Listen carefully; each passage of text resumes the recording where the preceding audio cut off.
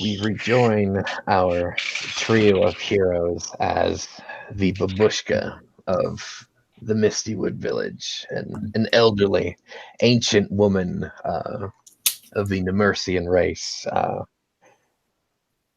gathers her things, fishing nets, and all the accoutrement of a crazy old hag and a healer woman for their village.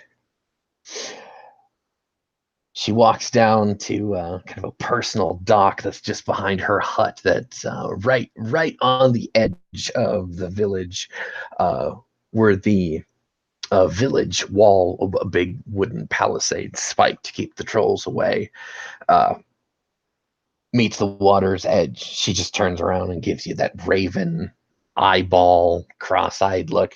Well, come along, you two. She's gonna like skip hops into this wide, flat canoe that you'd think one would kind of see on a bayou, if you will. I would actually like, Steve, would you describe your character for us as we kick off here? Of course, Aluin is Don Fairfolk. He just had a crazy battle last session. Not too used to fighting, so he'd probably be a bit still kind of like not on his game completely back to where it should be. But he has this other new thing that he's now being brought on, and you know, wearing his leathers, and he's got his two daggers, long beautiful hair, cold eyes, but just with his cousin and listening to this lady about to lead him into some trouble he imagines. Beautiful, well done. Keith, would you describe your character for us, please? Well, Shahane looks very similar to his cousin. The fact that he's not too awful tall. He is a Don Fairfolk, so he stands about 5.5 feet tall. Very slender. He looks to be almost skin and bones right now. The musculature is very defined because he's not been eating a lot in the past few weeks. Although his energy is back up because he has recently eaten well. He has very pronounced scars upon his body, and they apparently have just recently healed wounds. As he walks, he still has a slight, almost as if he's expecting pain, but it's not there. But checks his shoulder again and flexes it a bit. Over his back is a bow and a cinched up next to a quiver of about a dozen or so arrows. He does carry a spear as well. The spear has a copper head that he's taken as a trophy from some troll men here recently, and another across his back has a bronze tip that looks to be newly added to a shaft.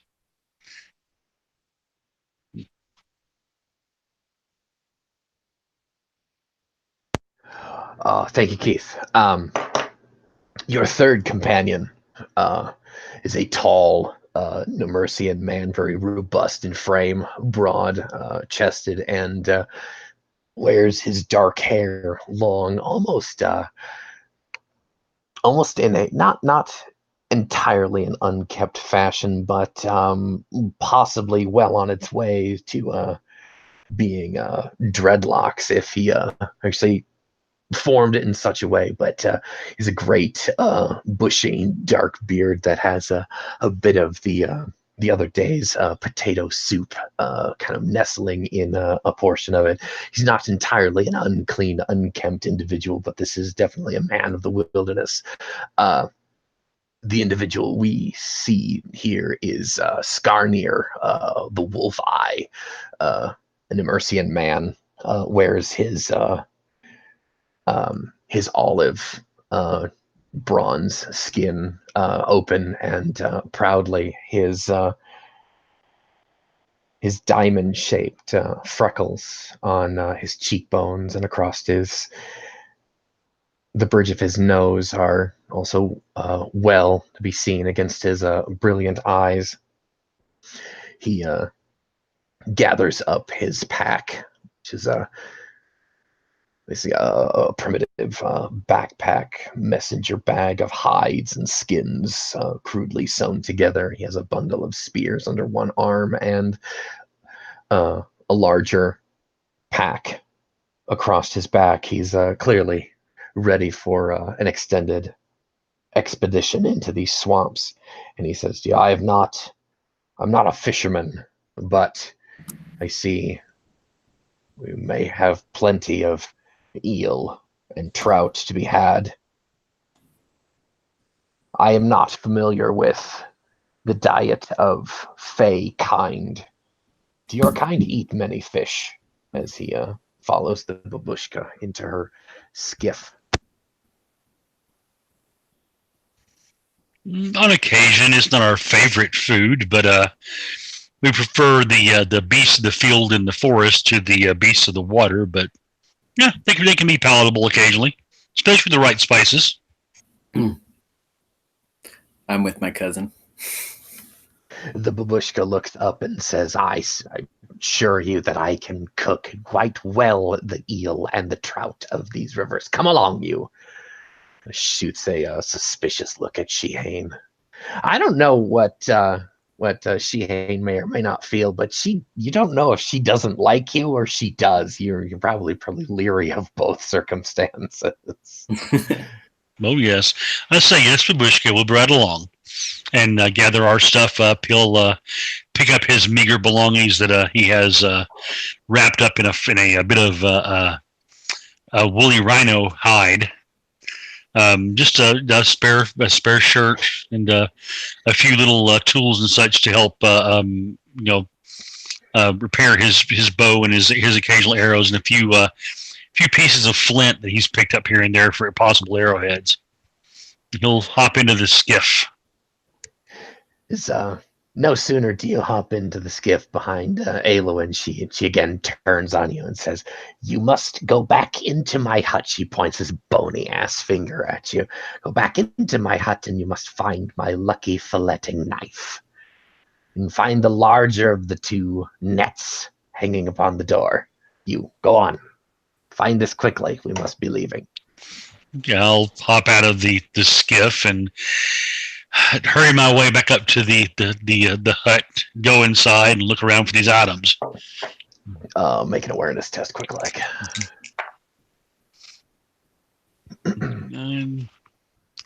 14. You do find everything. However, it is not exactly where she left it initially, but you do find the things. Her filleting knife is remarkably a long, slender, curved. This thing could possibly be used as a dagger per se, but the blade is of ebon, which is it's rare. Does stick out to you. She did say it is her lucky filleting knife, but you best not tarry. I'll grab a scrap of cloth or hide laying around to wrap the knife in, because obviously you don't carry a bared knife, especially to a babushka. And that and her net, and hurry back down, place the net in the back, and I hold out the bundle with the knife, and I say, "Here you go." She goes, "Oh, thank you, my love. Now sit down. I will shove us off then." She kind of ambles her way past you and gets the pole, and she pushes you off the shore into that dark tea, murky swamp water, and off into that mist there. Fair folk are not people of a swamp. You are people of the woodlands. So this is not unlike your home, but is certainly much more moist. Yeah, I'm sure our hair. As I'm sure our hair is hanging limply, and I'll be tying mine up to keep off the back of my neck, which I'm sure is being devoured by swamp flies and such. There are plenty of blood flies here to be eaten by. You've spent about an hour or so as the babushka drives you deeper, deeper still into the marshland. There is a line of willow trees that have blue flowers on them. And she points out these trees. She says, this is the line that the Unseelie have planted for us. We mortals fish on this side. We do not go past these trees. If children are to go past these trees, they were never seen from again. She shoots again the suspicious look at Aluin this time. She's assuming that Aluin is the younger of the two Fae, but of course she is. Looking at these willows, I'm going to do a wilderness lore test at a 14. Are these things? Is there anything specific that's special about these willows I might know of? You've seen these beforehand. There is a ring of these willow trees that are around the sacred groves of your home. Oh, okay. Supposedly these trees create a wall or a screen untangible to the mortal eye that possibly keeps the darkness at bay, is what a shaman back home would say. So it could be this could be the edge of a old grove, possibly. Okay. Oh yes, you're in kind of a steamy mangrove swamp, just without the salt, and you're nowhere near the sea. Okay. I'll take my spear at the butt of it and see how deep the water goes off the side of this skiff. As you are kind of drifting by one of these such trees, you do poke down into what feels like about 2 feet of mud at the bottom. Okay. It actually goes all the way down. Okay. So yeah, definitely not something we can get out of and walk to shore. How long is your spear? It's about 9 feet. They're about 6 feet. They're basically like lances. So excuse me. Then you actually do not feel anything. Okay. It is much deeper than your spear is long. Excuse me. Okay. In that case, I'll keep my eyes on those trees and see if I see anything out there. I guess maybe an awareness check. So your Skarnir is going to be looking there with you. Okay. 15 on that. They are the flowers themselves kind of give off a kind of a bioluminescent glow, but beside that, nothing out of the ordinary. Okay.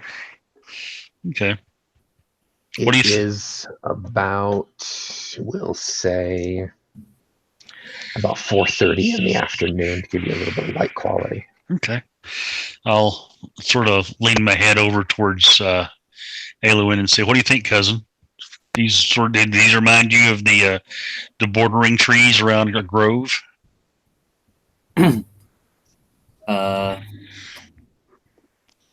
I do not know. I'm not familiar with such a wet trees. No, me either. But these willows grow back home on more solid ground. No, I agree. Or ground at all. So what are you say that I'd look to Babushka and say, so Revered Babushka, you say that children who pass beyond these trees never come back, but how do they get here if there's nowhere for them to walk? They come in boats? She just winks at you. Okay. That's a bit disturbing. I say in Feywise. I'll try something. I'm gonna call out in Feywise a greeting. Just hello there. Is anyone there? You are drifting past two of the trees right now, so you're technically on the Fey side. Okay. Oh, with okay, your call goes unanswered and echoes off into the swamp. Okay. Interesting. I'll just keep an eye out then, and every once in a while I'll call out again.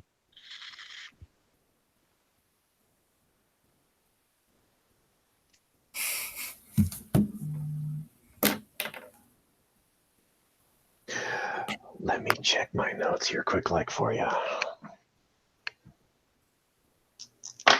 Okey-doke. Periodically, how often will you do this thing? Maybe every hour and a half? Well, I'll probably do it more like every 5 or 10 minutes, probably. Oh, Just, yeah, at least at the beginning. And then if I don't get any kind of response in the first, like, say, 15, 20 minutes, then I may sort of hold off. okay. So yes, for the first 25 to 35 minutes, you don't hear anything. Okay. Then I'll just stop and listen. The Babushka, however, she says, many of the fairies do not come this close to the settlement. So you'll have to try again closer to dusk. We should be at the first station at dusk. All right. In that case, I'll settle down and lay my spear across my knees and just keep my eyes open as I look around. And then Skarnir looks up after a quarter of the hour. How often do your kind speak with fairies? As in, well, he holds his hand up and he kind of makes a palm-sized fairy kind of gesture, like actual fairies. There are tales of old of the fairies in the woods frolicking with our children, and even aiming at us in war. But more recently, not as often. I've come across them dancing in their glades in the middle of the night under a full moon, but generally they keep to themselves. Ah, I see. I've never laid eyes upon such a thing. This would be new and quite exciting for me as well. Yeah, the Fae rarely show themselves to the eyes of mortals. Perhaps they're just too busy for us. No, they just tend to, those who see them tend to not live to tell the tale. Oh. Yes. It's not that they hold you in contempt per se. It's that they, they are not neighborly and they enjoy their privacy, is what you're saying. Yes. Aloin's trying to chuckle. I see. Well, I would request that you tell any Fae that come by us. Tell them that I wish them no harm. And I only wish to be neighborly in these lands.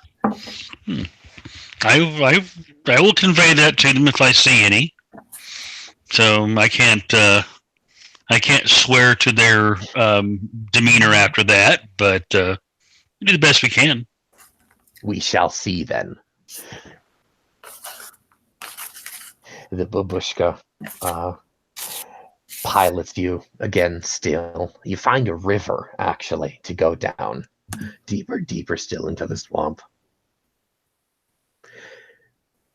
You've actually passed beyond the willow trees that mark the edge of the mortal realm, but there is another section of the swamp that is uninhabited by both the Fae as well as the mortal realm, and the Babushka sets us down there on a lonely, deserted island. And First off, I'm going to need awareness tests from everyone. What you do see in the dying light of the day, like I said, a deserted swamp, kind of a high ground that has two gnarly, twisted mangrove trees growing out of it, and the remains of what looks to be kind of like a boat shack, kind of a primitive dock. And by boat shack, I mean looks like a rundown shanty of a lean-to made of branches from just such a trees, and a broken skiff that's half sunk into the way. Signs of conflict here. Possibly a raid. We don't know. All right. What are your tests now? I ended with a 17. I have a 15 on this one. Okay. So the Babushka gives you a bit of time to come off of the skiff onto a muddy embankment that you sink up to the bottom portion of your calf into the mud. So finally, you struggle out onto the green. You do see a few bodies of goblins here.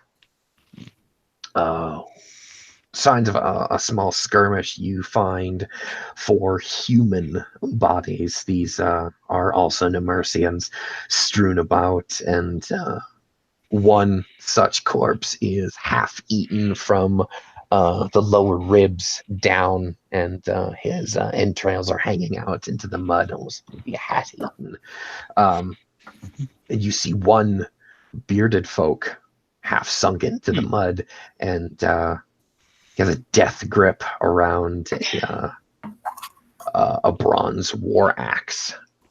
Again, he's half sinking into the mud. The bearded folk is near to where the shack is. The other three bodies are around a campfire strewn around with another 6 goblins, and then the half-eaten corpse is on the, we'll say, the east side of the island you came to, on the west side. I'll take a look at the corpses and see if I can figure out what may have killed them, if they were killed by, hand weapons or arrows or some other means, possibly. One such was felled by arrows, as he is riddled with 7 of them. The others were sorted out with bronze arms.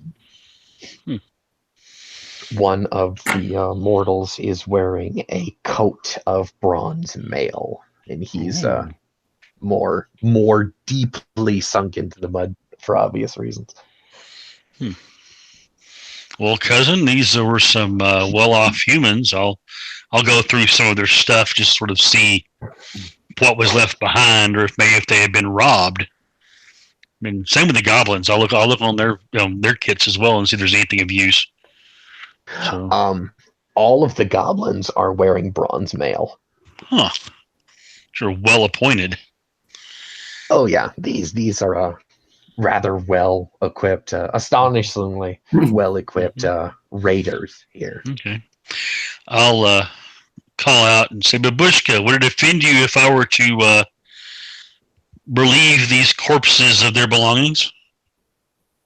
She kind of hobbles up behind you with this gnarled kind of an ashwood staff. She looks down past that long hook nose of hers. Nah, they're good and dead. Relieve them of their things. Okay.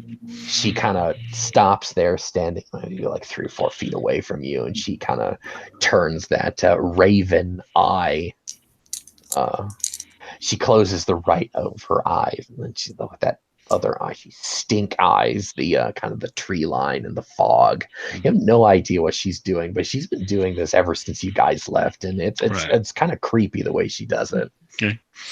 Well, the first thing I'm going to go for is the arrows. I'm going to try to pull some of the arrows out and take a look at them. Are they well made? Are they crude? Or are they distinguishing?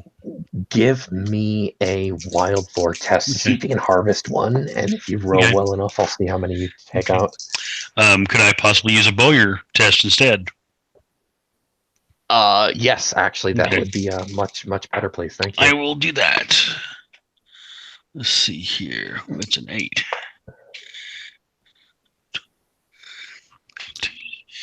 That is going to be a total of a 23. Ooh, you're able to harvest all 7 of them out of the poor fallen fisherman there, and the bronze arrows are all of a goblin Okay. make, which to describe in your mind, goblin arrowheads are shaped like a fish hook, kind of a triangular shaped barbed fish hook. Okay. Did any of them Luckily, the seem to poor have a bastard is dagger? dead, so he doesn't feel it anymore. Sorry, what was that? What was this? Did any of them seem to have a dagger? Make an awareness test, please.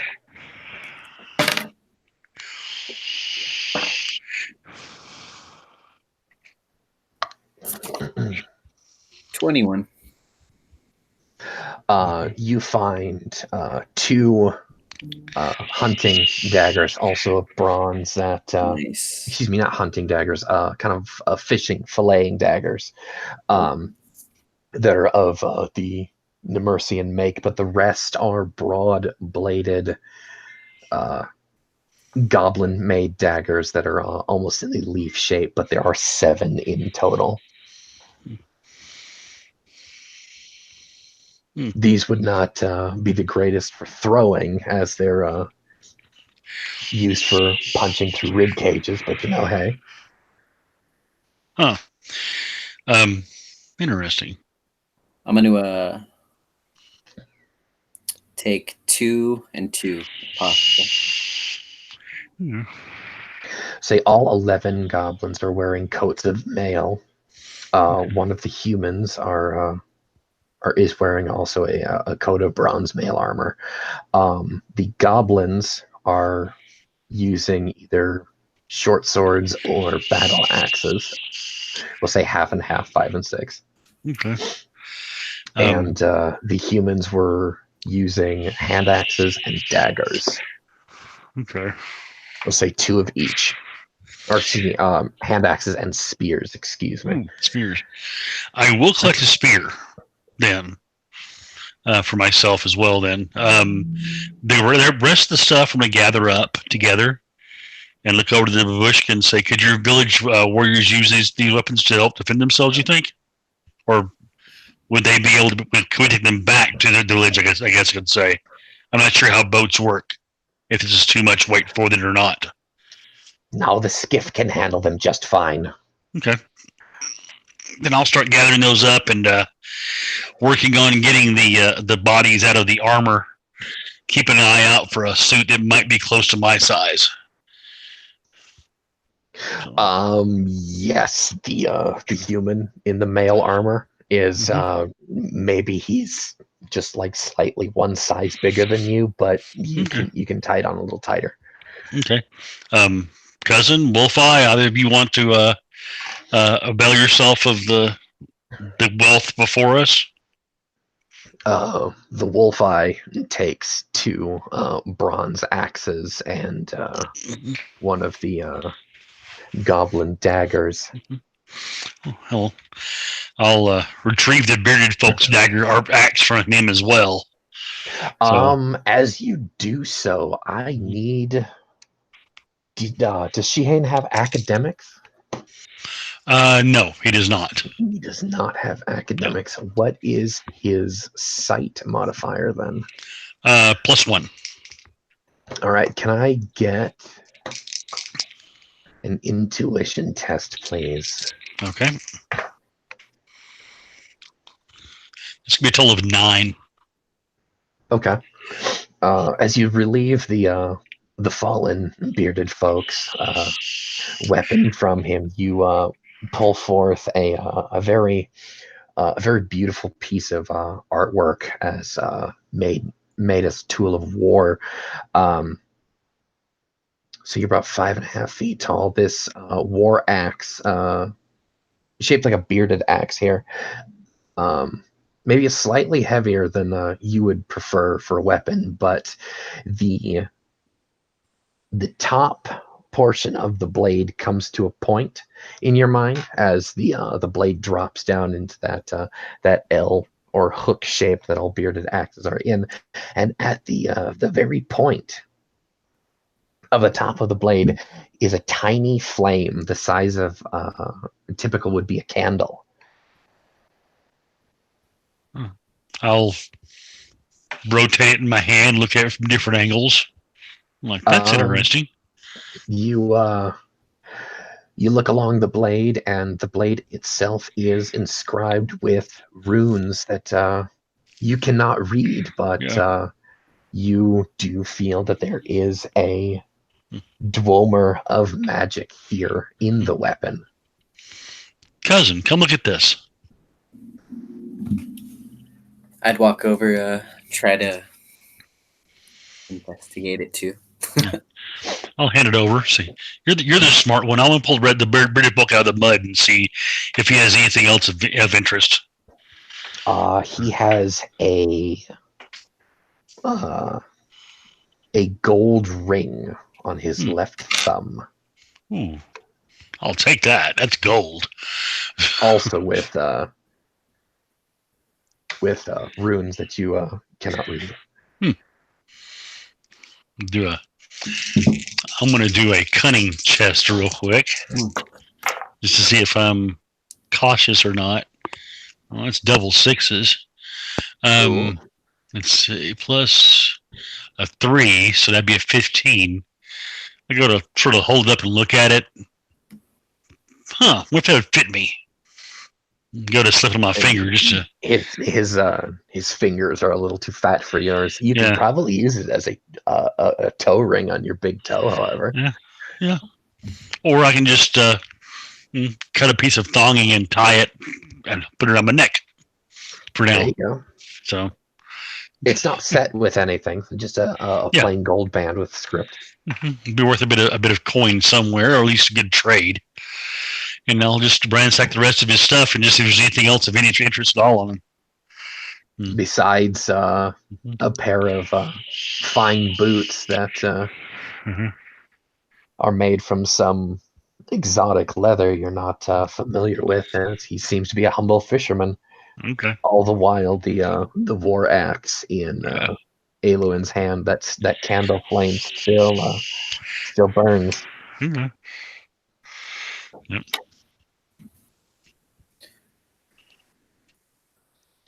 I would you like this back, cousin? The axes aren't truly my thing. Not mine either. Maybe the big human can use it. I mean, it's beautiful work, but I mean, axe work is for mortals and bearded folk, not for us. Give me a spear or a bow any day. No, the wolf eye does come over for a brief moment. That is... Oh, that poor fallen bearded folk. What's their kind doing here in the swamp? He holds his hand out for the axe.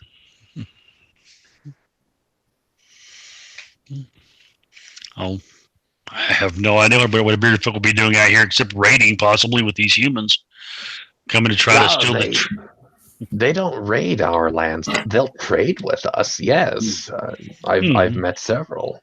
True, but I've seen some among parties of mortals come to supposedly trade, but wind up stealing more than they trade.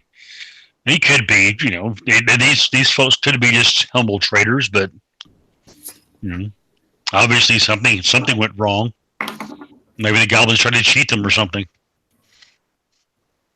Dealing with goblins, I would think that these fishermen were working this portion of the swamp, and the goblins come to raid them. We do not trade with goblins. They have been enemies as long as we've discovered their presence here. So, well, I point toward the axe. That's a fairly fancy piece of equipment for a humble fisherman, though. I see. He kind of drags his the four fingers of his right hand through the flame, quick like. But no, it is warm like a candle. Hmm. Interesting. I know. There are the British folk have a close relationship with certain kinds of Fae of the Forge. That could be a blessing of one of them.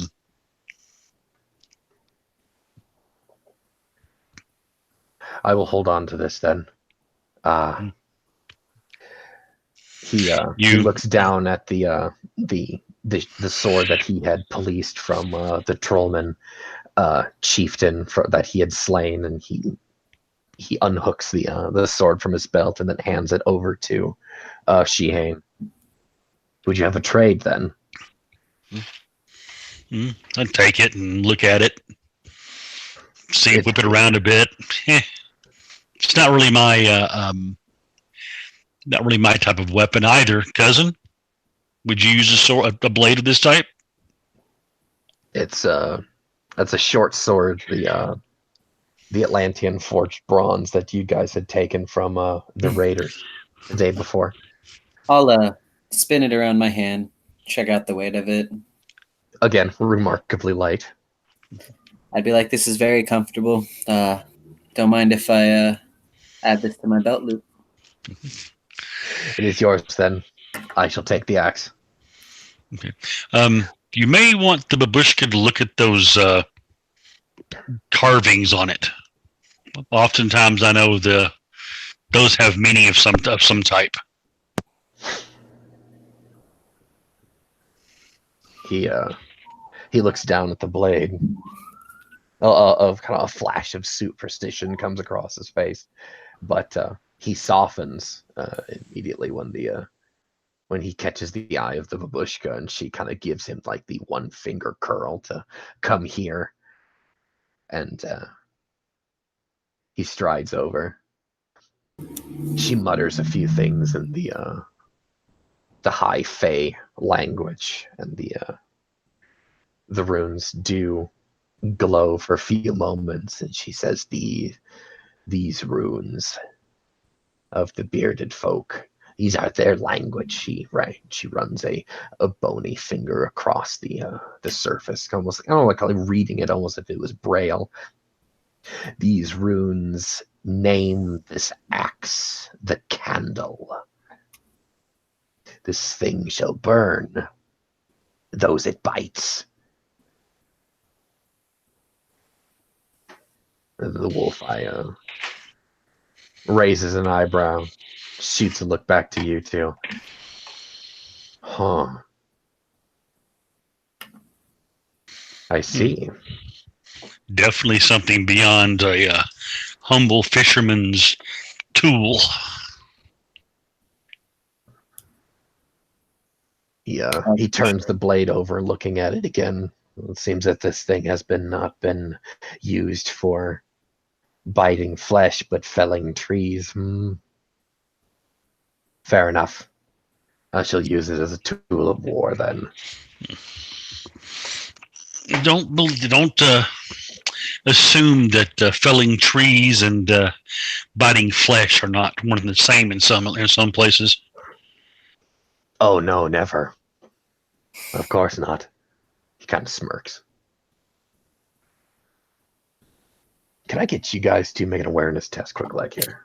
Never. All about the awareness, man. Shit.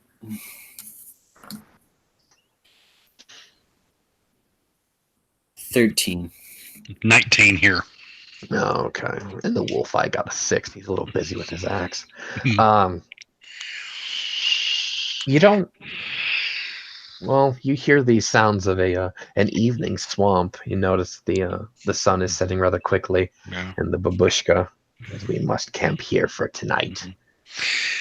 For those who've never been in a swamp, as the sun sets, they get loud. Oh yes, it's almost the point where it's almost like being in the middle of a busy city with all the noises you'll hear out there.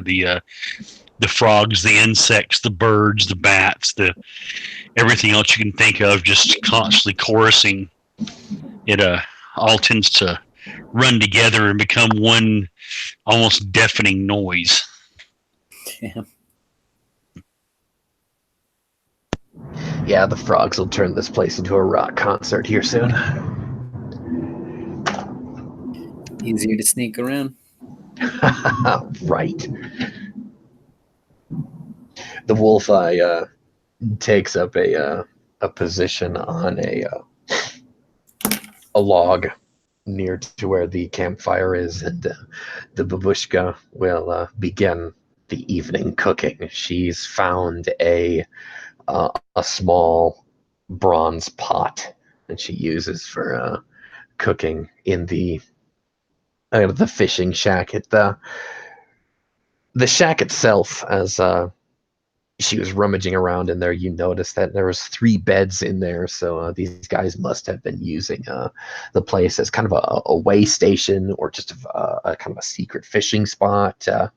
But she explains that this portion of the swamp does not see much in the way of foot traffic, and there are many swamp predators around, so you must keep your wits about you.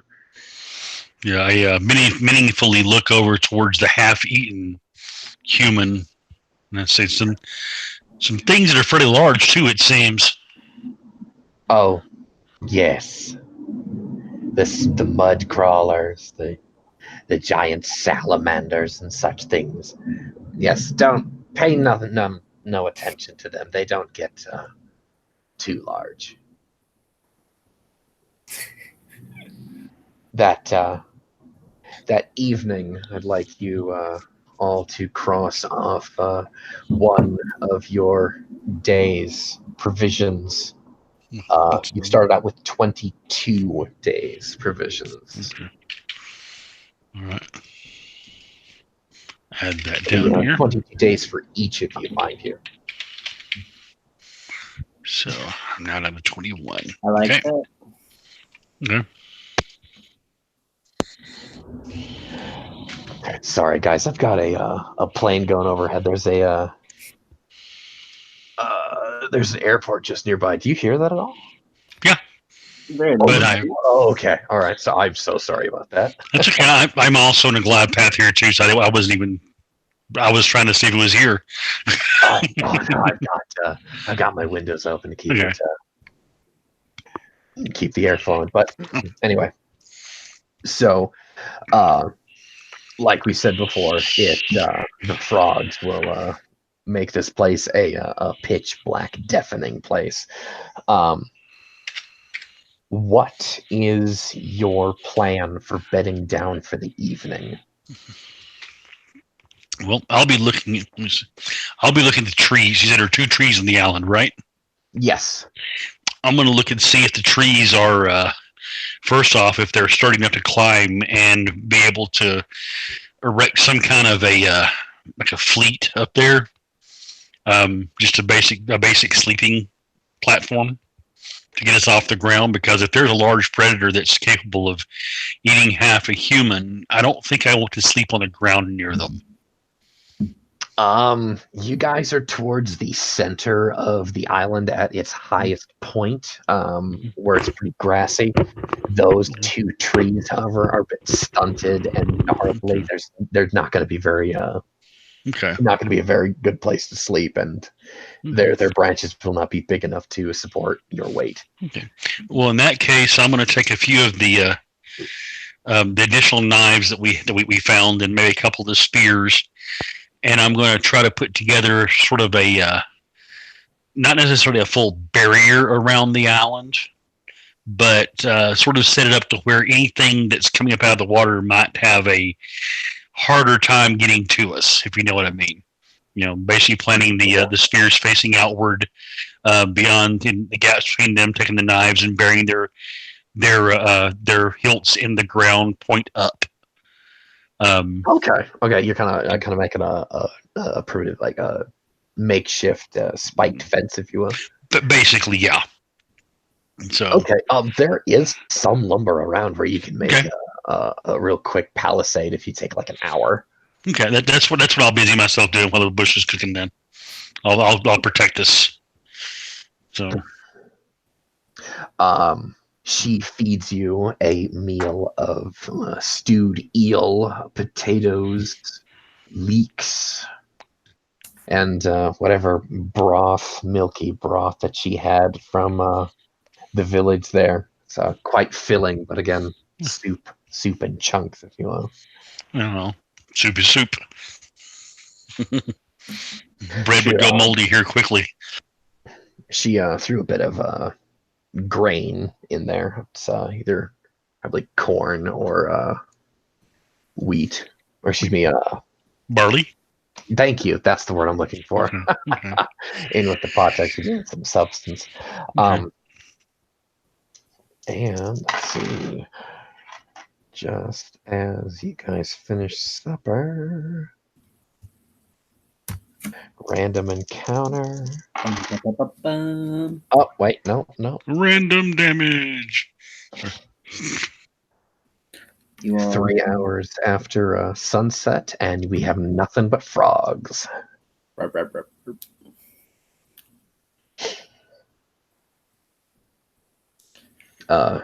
Surprisingly enough, the wolf eye goes straight to sleep, being accustomed to living out in the middle of nowhere. Oh yeah. And the Well, 'cause Babushka goes ahead and begins carving at some effigy. okay.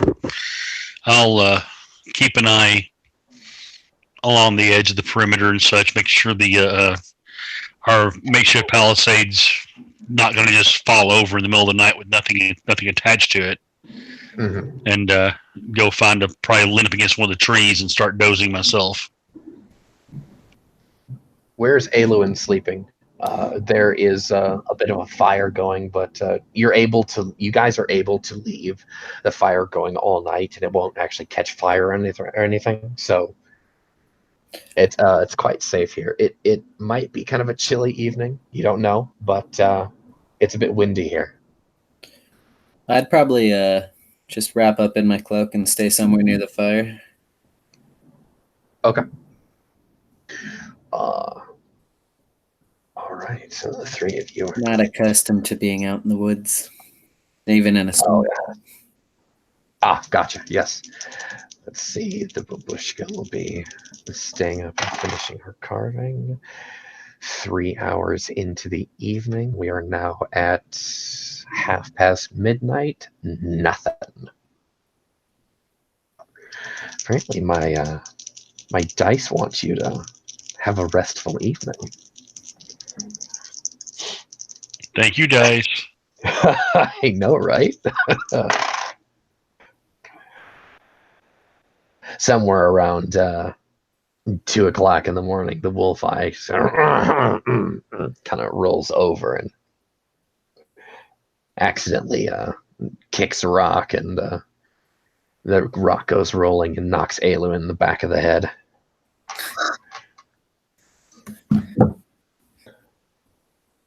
Hey. Excuse me.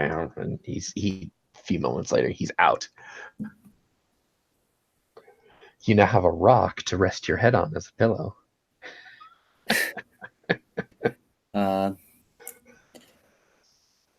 Was I asleep at all before that, or? Oh yeah, you were out. Okay. Is there any way of that I could tell maybe how long I was out? Better question. Is the Babushka still up? Yes, she is still up. Can I tell what she's doing?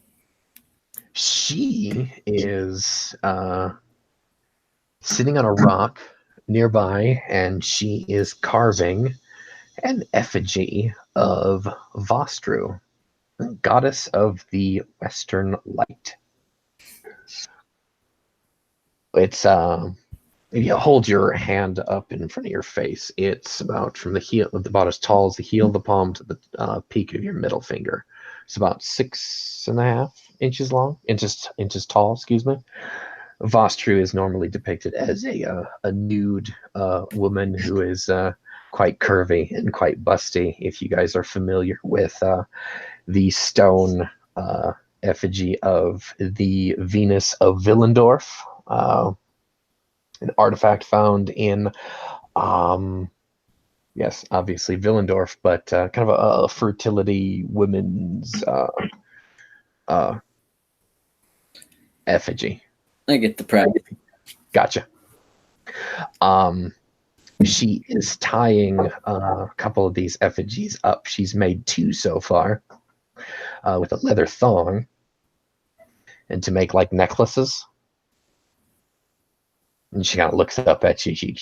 You catch her eye, and she goes, "All is well, my dear. Go back to sleep." Probably use my new pillow. Try to go back to bed.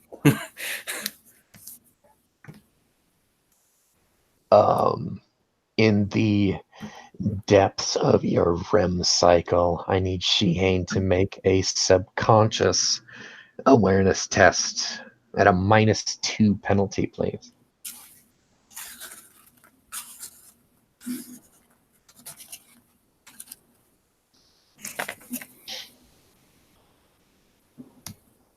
Keith, you there? Yep. Sorry, I didn't realize I was muted. I have a 10.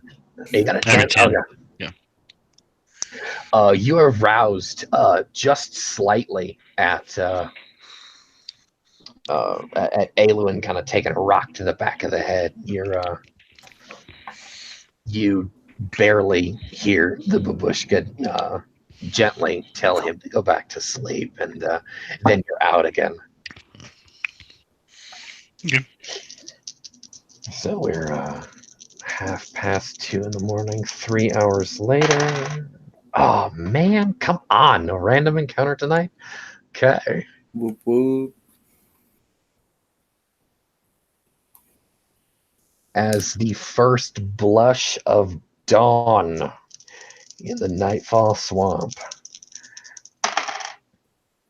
Ooh. Ooh. Okay. Let's see here. Who's got the highest awareness ranks in the party here? Wolf Eye. I got a 1. You got a 1? Okay. On total ranks, actual ranks, total ranks. 2, because I do have a forte in that. Okay, perfect. Wait, then I would be a 2 as well. Yeah. Okay, the keen ears of the Fae hear kind of a stirring just beneath the surface of the water on Shihane's portion of the island.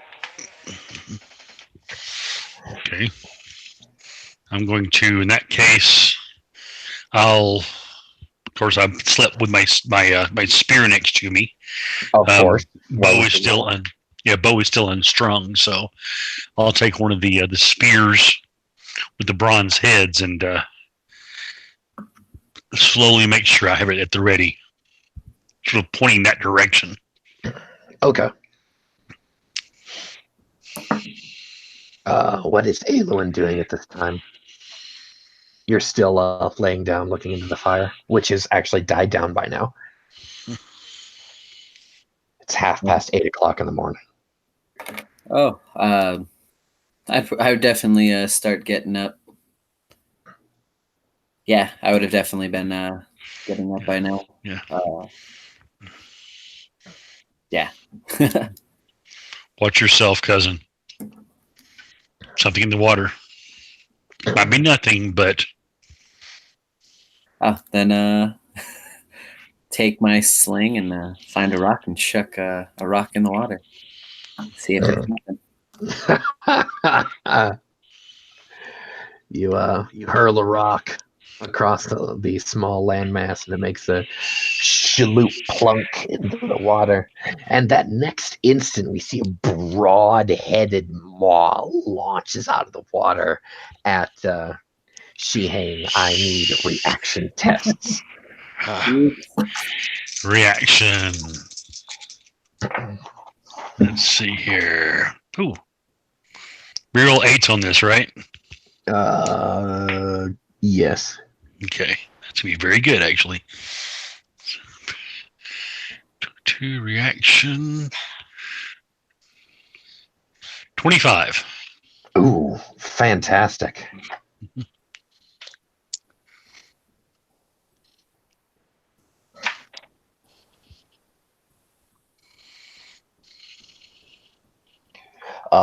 Steve, what do we got?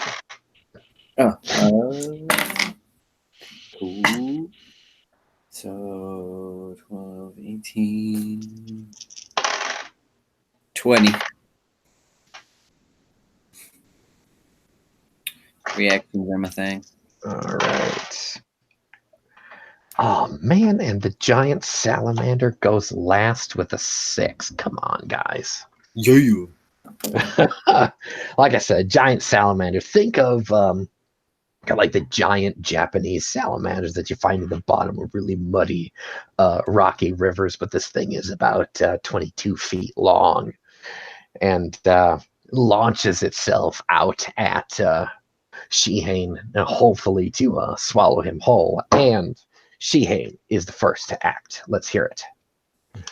Well, as this thing lunges at me, I'm going to, of course, get my feet under me, and I am going to brace the butt of the spear against the tree and see if I can get this thing to impel itself upon it since it's coming right at me. Okay, go for it. So, 8, Oh, damn. 17 on the attack. Okay, yeah, you're able to base that spear into the crook of the tree there. Go ahead and roll damage. That'll be a roll of 7 total. 7 total damage. Okay. All right, here, let me get this.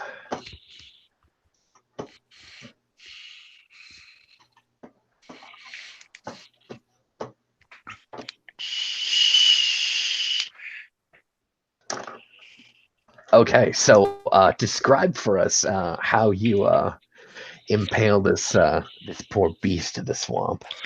As I said, as this thing comes bursting out of the water, I had noticed it's something there earlier, and so I get my feet just under me. Well, I'm not trying to be provocative. As soon as the thing comes bursting out of the water, I step back past the tree and ram the butt of the spear into a crook of where one of the limbs comes up and aim the blade down towards it. Did it by chance happen to go across any of the knives I'd buried into the ground or anything like that? No, this thing Okay. is kind of coming up as I'm out of the water, not along the like that muddy, Okay. kind of like a. Oh, what was that? What's the term that crocodile that crocodiles use to slide into the water or slide out? It's like Slide. thank you. Yeah, yeah. I was gonna say I thought there was a term for that, Yeah. but no, Yep. it's not using one of the slides. Okay. So as it comes up out of the water, my spear gouges into its mouth, laying open a bit of the flesh on the inside. Mm-hmm. Oh, it does not like that at all. All right, now Aluin is the next to act. Let's hear it, brother. So where would I be in relation to all of that going down? You'd be about 30 feet away, so your range would be quite far. You can move up to about spear distance from this guy. Okay, then would I be able to move into like a rock sling range just to like chuck like a rock at its like face? Oh, you can hit it from with a sling from where you're standing. Yes. What you see right Could I move now up a little bit so that on like the next time if I want, I could like dagger stab it? yes, of course, actually. Okay, then I'll This is step up about a little halfway. bit, There and you go. then like as I'm slinging the rock, I'll walk forward into it. Well done. Yeah, the thing's got a static defense of 11. So if you break 11, you're gonna hit. But if I hit 11, It still hits squarely. then 11. All right, man. Roll damage. Oh, 2 damage. Oh my god. Hey man, and to be perfectly honest, it's a sling. Come on. It hit it in the rubbery flesh. It was just like blunk. Blunk, right? All right. So the babushka is going to kind of amble her way over to where the sloop is, and she's going to pull a bow from under one of the fishing nets, and she's going to knock an arrow and let loose. Damn. And she also hits just an 11 square, but she does 9 points of damage there. As she lets loose a bronze arrow that lands in the neck of this thing, kind of forcing it to emit kind of this low roar that kind of soaks Shihane in kind of a slimy bile and saliva there. And now the wolf eye is going to attempt to throw a spear. Oh my god. Again, an 11 square, like, god damn it. And he's going to do 4 points of vitality damage. All right, you guys are burning this thing down. Well done. Tick-tocking. And now the giant salamander is going to finish its attack on Shihane here. That flesh. Trying to kind of like suck him into its enormously wide maw with a 17 attack. He gets me. I only had a 14 defense. Oh, Jesus. Okay. All right. What it's going to do here is going to hit you for, well, it's going to bite down for 7 points of vitality damage. Luckily, this thing does not have teeth, and it's not going to rend you open. But you do feel some pops and crunches as it bites down. Oh, yeah. It definitely hurts. All right. Shihane from the halfway down its throat. I'm kidding. Sorry. Okay. Hanging out of its lip. Okay. What do you do? Well, I'm going to try to maintain my grip on the spear and try to drive it further in. Oh, you are in its mouth, and it's taking you away from your spear. So. Okay. In that case, I'm going to try to get out. I mean, I guess that would be what, a physique check, I guess, or a yes. Or you could try going for one of your daggers and cutting it open that way. I could try going. I could try going from a hunting knife. Go for it. We'll say that its lips are kind of clamped around your waist there. It's going to be a 17 to hit it. Ooh, yes. Well done. Roll damage, please. 8 points of damage. Oh, yeah. Describe for us how you slit him open there. So as this thing pulls me into its mouth, of course, I lose my hand slips off the spear because of the slime coating it and myself. I frantically grab it at the edge of its mouth, trying to push away as I fumble for my hunting knife, and I pull it free and ram it in the mouth up into the top of the mouth. So, all right, you have now given it a serious wound. It is now bleeding profusely there. Okay. In a few moments, you'll be kind of soaked in its own blood and saliva there. Wonderful. Now it is Aluin's turn here. So my cousin's still in his mouth, yes? Yes. I'm going to come up with my dagger and try to either jam it in there, try to make him let him go. May I make a kind of left-hand side of the brain suggestion there? Of course. It has an eye. That's just big enough for a dagger. Eyes are always fun to stab, and they usually make them to lose attention. Yeah, man. Go for called shot. Yeah, stab that eye then.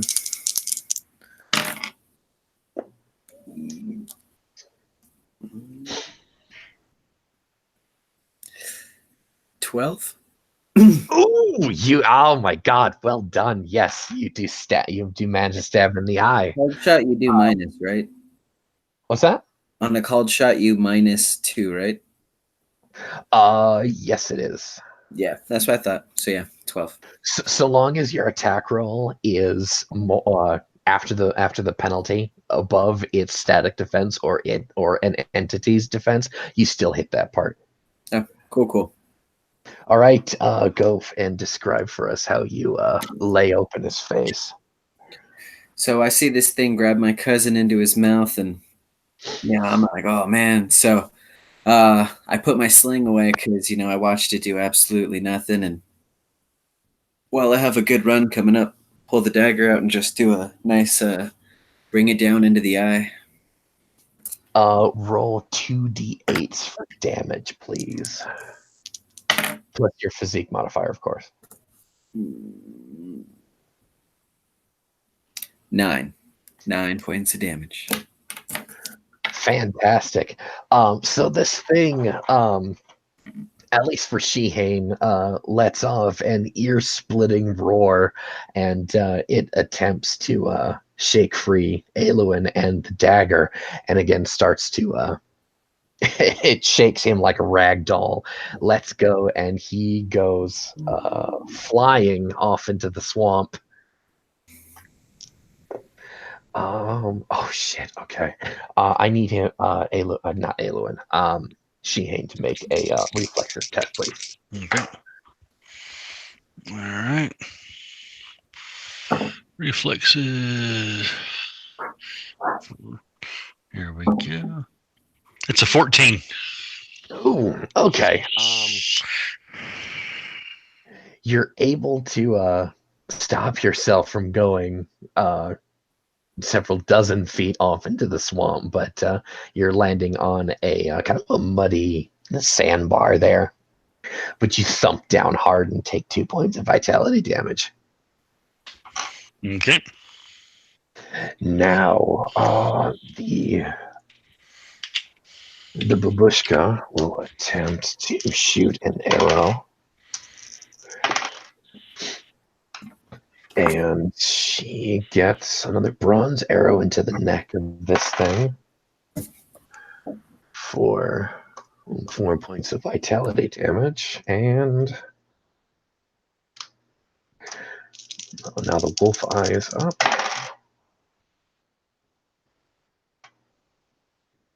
He throws a spear and actually goes wide off into the swamp. Hey Keith, odd or even? Odd. The spear that Skarnir threw actually landed in the mud about 8 feet away from you. Head down, so there's an extra spear on the landmass there. Okay, I will retrieve it as soon as I get a chance. Yes.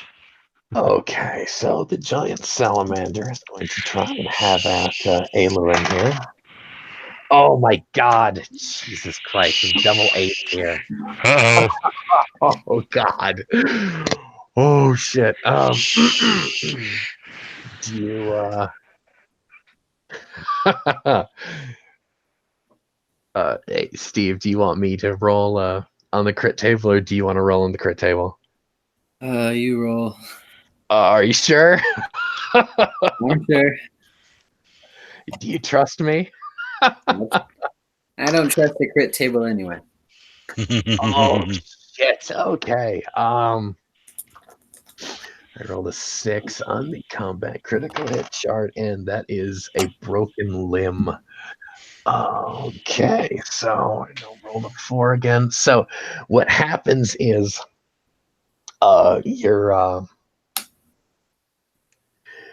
we'll say you let go of the dagger and you fall down into the mud, and the thing bites down on your right arm, and you yeah, he bites on your right arm, and you don't lose the arm, but you do feel the upper bone break under there. You take a measly 5 points of vitality damage. Measly. Yes, measly, as you howl in pain at this thing trying to tear your arm out of its socket. And now Shihane is the next to act as Eluin's ear-splitting scream finds your ears. I will let out a battle cry as I charge this thing from behind with this spear, and I'm going to set it and try to put out its other eye. You're not going to be able to get to where this thing is. There's a stretch of water between you. Okay. Do I have the range to throw a knife? Possibly? Not a knife, okay. But you do have 2 spears available to you. Okay. In that case, I'll take the spear that was chucked over there and throw up my shoulder, and I'll try to launch it at this thing. All right. See if I can hit it. See if I can hit an eye. Oh, well. You're gonna do a called shot? Yes, I am. Okay. I'm pretty sure I hit with a 16. Oh, 16. Yeah. Well, 14 after the -2. So, okay. All right, did I roll 2d8 for that since it's a called shot, or just one? 2d8 for damage, yes. All right. 8 points. All right. Describe for us how you slay this beast. Okay. So as I yell out at my cousin being savaged by this thing, I force myself up off the ground. My clothes torn, my torso already showing the signs of bruising from this thing's gaping maw, and I take the spear, draw it from the mud, place it on my shoulder, take one step forward and launch, and the arc of this thing goes up and comes down square in its eye, knocking its head to the side as it thrashes just for a moment, then falls dead and limp. And I fall out on my knees because I'm freaking hurt. Well done. All right, guys, that is combat. I go to Babushka, have her set my arm or something. Your arm is actually very badly broken, and you what's your remaining vitality here? I got 7 points left. Ooh, shit. Okay. Yeah, that's what I'm talking about, man. God damn it. Okay. Lucky, I have 4. Oh my. I've only got 13 normally, so. I've only got 12. I didn't realize you guys were so squishy. Oh yeah, that's why I usually attack from range. Okay. So yeah, the Skarnir and the Babushka will be over there to help Eluin, and she will immediately apply her healing. Now let's see, just so I have my notes correct here. Her apothecary test.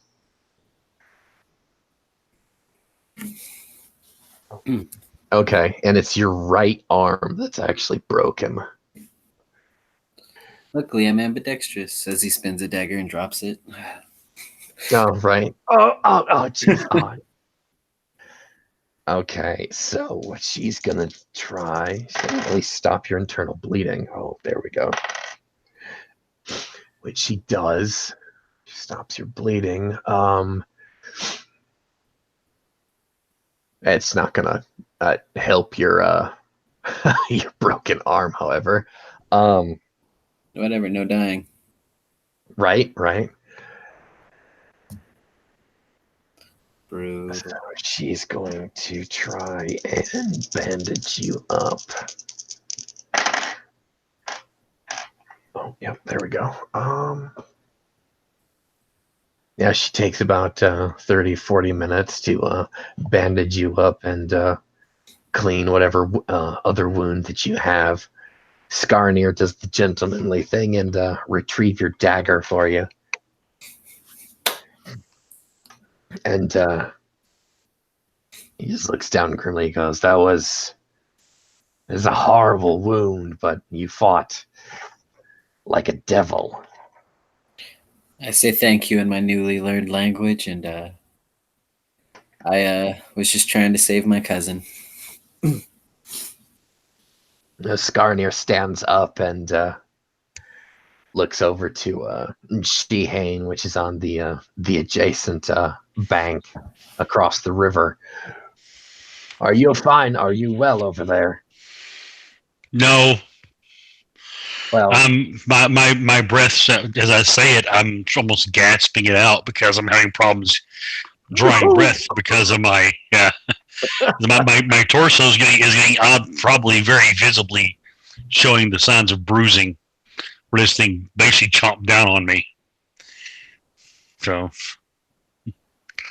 and definitely not feeling very well. But he's also keeping a very close eye on the river itself. So, with his remaining spear, just in case those things hunt in packs. Oh no! It's enormous thing there. But Skarnir does bring the skiff around to retrieve you and bring you back to your island. Okay. Yep, I thankfully crawl into the skiff and lay in the bottom. Skarnir will help you over to where the campfire is, and the Babushka will attempt to nurse you as well. No longer bleeding. Fantastic. Good.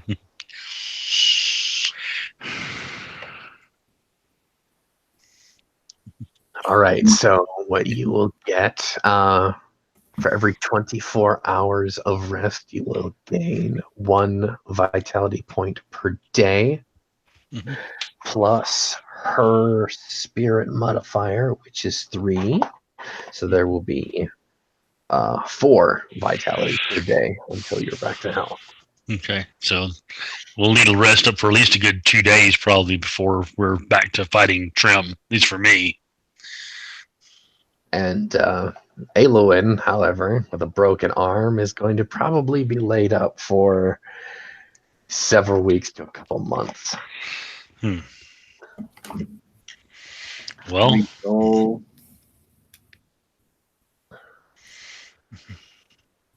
sorry, what was that, Steve? Oh, nothing. I'm just trying to think. I could keep going. I got a left arm. No, dude, you're not fighting fit. A broken arm isn't gonna let you be able to march for some time. Mm-hmm. Yes, cousin, we shouldn't be here in the middle of this place. You could catch a fever because of that broken arm in a place like this. Much less me with whatever this thing spat upon me. I mean, some got in my mouth. It tastes horrible. I could be turning into some kind of horrible, creature of the swamp. And I sort of surreptitiously glance toward the babushka. As we speak, hopefully she didn't notice that. Of course she did. She shoots a look back at you. No, you will not. Quit bleeding like a lamb. I'll go back over to my stuff and take a bit of, unroll a bit of it and take one of my polishing claws out and literally wipe my tongue with it.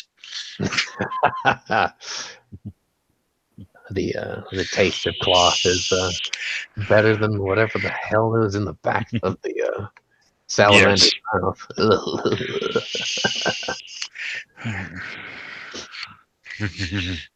Yes, horrible, horrible.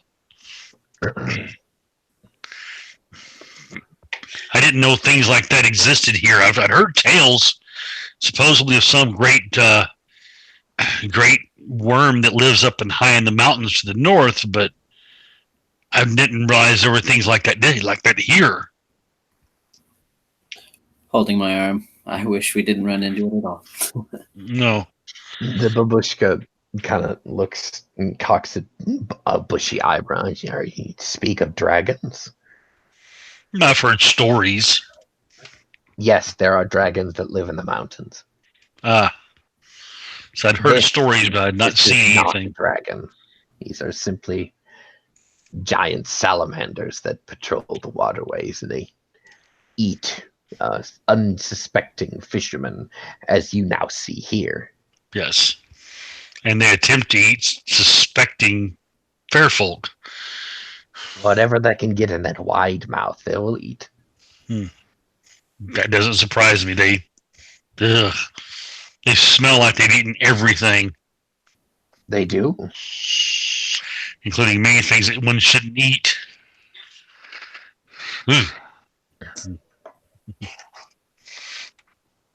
So, once he does all that and gets himself somewhat cleaned up a little bit and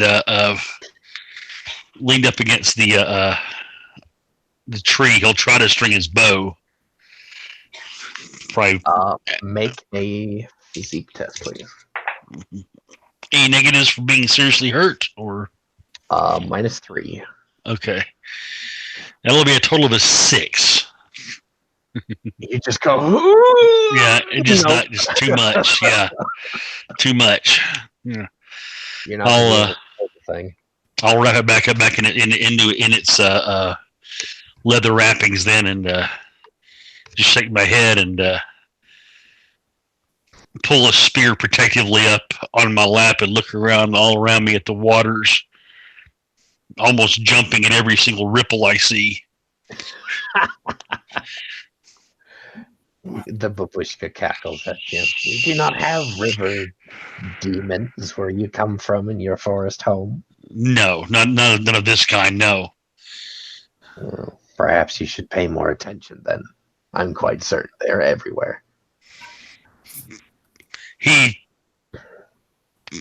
continues to look frantically at literally every ripple. I think we might need to retreat back to the village for a bit, Babushka. I don't believe my cousin can go any further. No, he will not be able to. But perhaps we can return after he heals up and fill this task for you. At least the warriors of the village will be better equipped if they are attacked by those goblins again. Yes. Surely they will be. Mm-hmm. So. All right, then. Haul him into the crate. Okay. I'll help my cousin get in there and retrieve the other knives and such I'd scattered about the island. Put those in there as well. So, waste not, want not, he says. No, of course not. It's Garnier will help you, and he'll probably break down one of the palisades and ransack the rest of the camp. Excuse me. Mm-hmm. Yeah, we'll lower ourselves into the boat sort of gingerly as we're both pretty banged up. I just realized something. What's that? I never applied the damage reduction from the armor.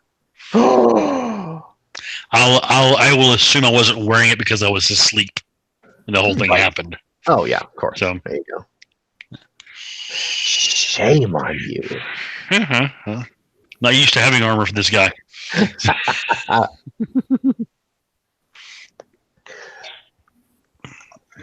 All right, you will make it back to the village sometime early that afternoon as you're leaving, just before 9 o'clock.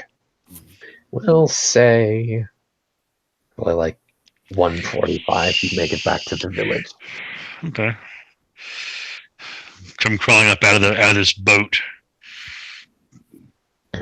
Almost kiss the land because it's more firm than I'm used to now.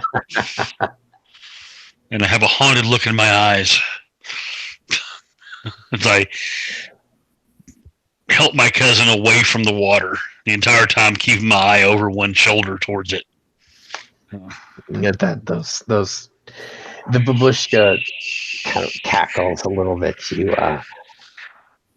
You know that those salamanders do enjoy coming after fairies in their sleep.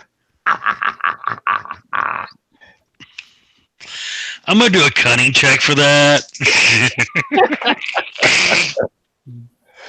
And I totally believe her. Well, it's an 8 total. So yeah, she's of course she's fucking with you, and you believe her. Of course. So yeah. All right. So I'm going to go up and talk to. Of course, after we get back there and I get her the stuff, I'm going to, I guess, sort of limp up with the wolf eye up to the chieftain and present the weapons and such we found. Okay. And then I'm going to ask if they have someone here who can craft me something. Something I'll definitely need is a belt for sleeping. It needs to have points that stick out ever so often, so that a water demon, if it tries to bite me, will bite down on the spikes and hurt itself. Because apparently they come after Fae when they're asleep. The chief just kind of like, that's a strange implement, but I can have one of the artisans craft you such a thing. It may save my life. So I was all but eaten by one of those things before, and my cousin he rescued me by plunging a dagger into one of its eyes, and it dropped me and lashed out at him, broke his arm before I was able to slay it with a cast of a spear. Straight into the eye it went. So, and the wolf eye will boast, yes, and he felled the thing, but I also skewered the thing with a mighty spear. He helped. She is mildly disinterested in what you guys are talking about. But she does agree to have a spiked belt made for you. Thank you. And I'm going to retreat to my little place inside the collective little the gathering place they have, and I am going to sleep with one eye open. They deposit Aluin next to you, and I'm assuming Aluin is going to attempt to sleep as well. Oh yeah. Aluin's just trying to rest. Not used to being broken ever. Savage fire water demon. Mm-hmm. Yes, they're horrible. At least the good thing is Aluin is being fawned over by the beautiful women of the tribe as they're attempting to make him comfortable. Mm-hmm. Yes, I'll keep my eyes open and of course I'll tell every single person about how these water demons like to eat fair folk in their sleep, and to be careful, especially the fellow fair folk. Don't sleep near the water. One of the Fae women just She looks at you oddly and says, "Those things don't come into our portion of the swamp. That's what the willow trees are for." Well, they may, because now now had the taste of fey flesh. It may drive them crazy. You know, certain animals, once they get that taste, they'll stalk you for miles. And he just gets this big-eyed look on his face. Pulls up into a corner and grabs his dagger and watches the door.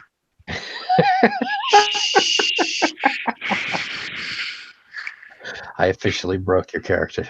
A little bit, yeah. Well, he almost got eaten by something. That's a traumatic experience. Yeah, it's gonna fuck with him for a while now. Yeah. Oh, yeah. Steve, I got something for you in chat. That's actually what I'm doing right now. Are you doing that right now? Oh, okay. Yeah. Dude, I heard my character's going to be out for a couple weeks or month. I was already just like AKA dead. So I'm just kind of now. Dude, I'm sorry. I wasn't expecting my character to die after that first hit. It took half his hit points. So, or half his vitality. So only have 13 in the beginning. It's like, painful. So. Okay. What are you looking to put together, Steve? I'll probably just be a warrior from the village. So I'm making an Emerthian right now. Okay. You have the attributes and such for that. Yeah. You can come in at first level, so you'll have a base of 60 experience points.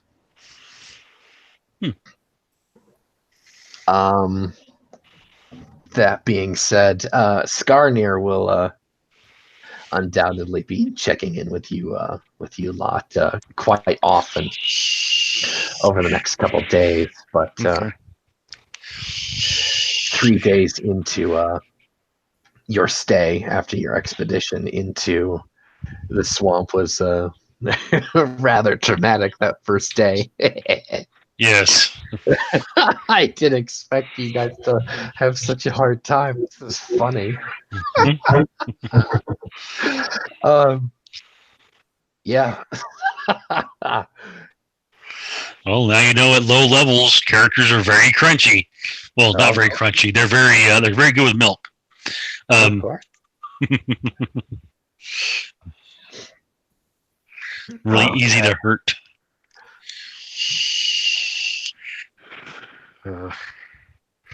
Just after a few days, he probably still, Shihan probably still has the bruising and such, but it's probably starting to turn that ugly green and purple color now.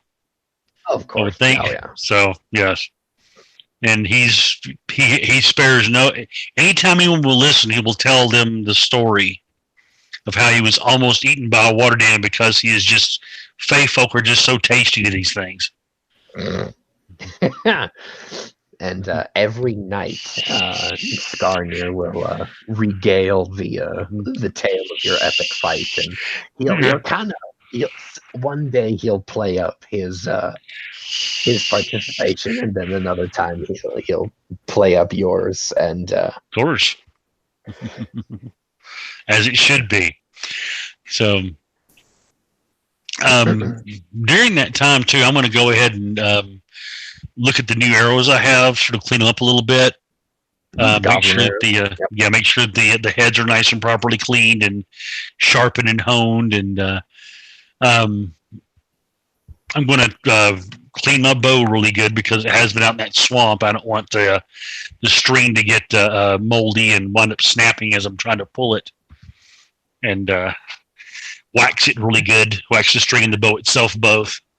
Can I get a bowyer test as you maintenance the string, because when you slammed down into the mud, it did kind of wreck your gear. Right. That was the idea. An 11. An 11. Ooh. Yes. You actually landed wrong, and your bowstring was actually badly damaged. You will need a new one. Okay. I'll spend some of that time when I'm downtime then, and either crafting or getting a new one. So, Okay. It'll take you about a day to okay. weave and wax another bowstring. Okay. All right. And I will definitely do that. So, have you ever seen a bowstring being made, by the way? I have. It's actually kind of pretty. It is. So yes, he'll be doing that. He'll set up his little portable base for it to begin working from, and just work his way up. So with his foot against it and get it to the proper length. We are at 4 days downtime then if we're doing all of that. Okay, I definitely have to. So, all right. So, do you want to go ahead and do our little break, our midnight or mid game break, real quick? Then, Yeah, we'll have a quick bio break.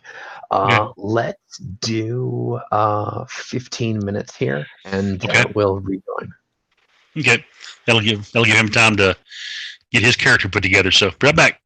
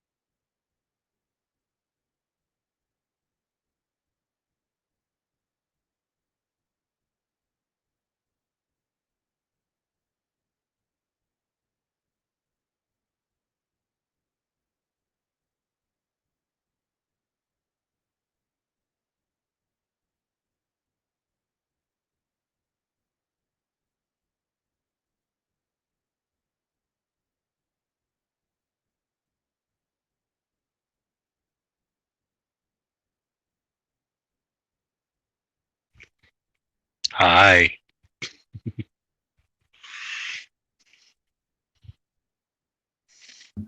Howdy. How's that character coming along? Pretty much done. Just on to gear. That's good. So, well, I have an opportunity. I don't know if you heard it earlier before the broadcast began, but I've been invited to run games at a local convention here called Tokyo in Tulsa in July. So I am going to roll out the first play test at a convention of On the Edge of Shadow. Nice. So we've got a little 4-hour one-shot set up for it, and hopefully we'll get some interesting feedback and engage the interest of other people for this wonderful game we play. I love it, man. Oh yeah, and then we'll go from there. So, what's a Nemersian name? A Nemersian name? Let me see. The way I've been seeing them, think. Oh, if I had my computer up at the moment, I would look one up for you. I guess like Anglo-Saxon names, I guess, or like. That's pretty broad, ain't it? Yeah.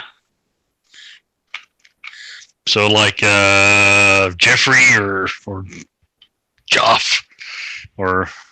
I gotcha. Not Phil. Although technically that would be a proper name for that. That's not very fancy at all. Ragnar,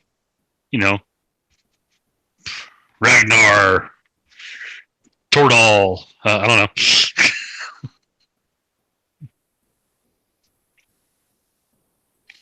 Okay. Throndor.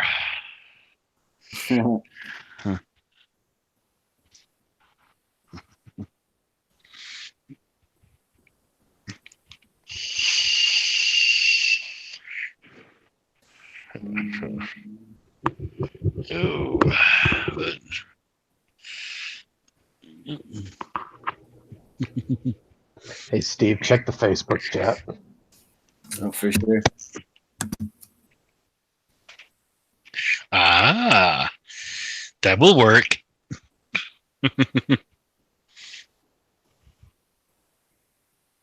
Oh, there goes a plane over my place.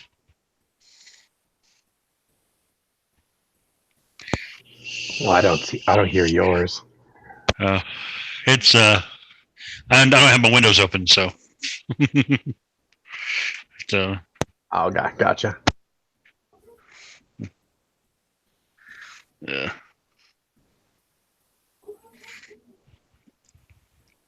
But.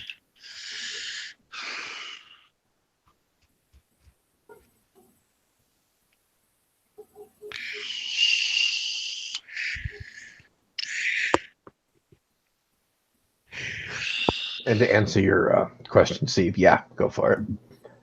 Cool. And I think I'll go with the name. All right. We'll go Skoth. Skoth? Nice. Yeah, Skoth. Skoth. Okay, Skoth.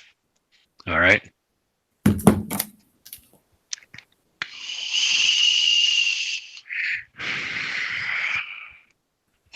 Oh. What was that again? It was like bronze chainmail or something? Yeah, it's a coat of bronze mail. Ooh, that'd be tough to make. Bronze chainmail? Yeah. So. I've always pictured it as more as scale than chain.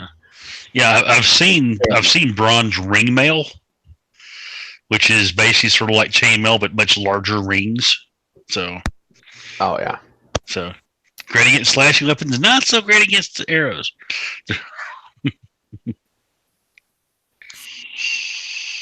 And I got a wooden round shield and a spear.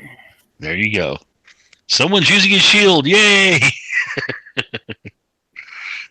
And I got 20 vitality. Oh my god. Oh wow. Nice. I will be hiding behind you. This is a prime example of the retaliation character to fuck with whatever the DM just made or just threw at you the Oh, previous session. just for that, by the fourth night, Shihane has composed a song Oh, about the adventures of himself and his cousin against the water demon.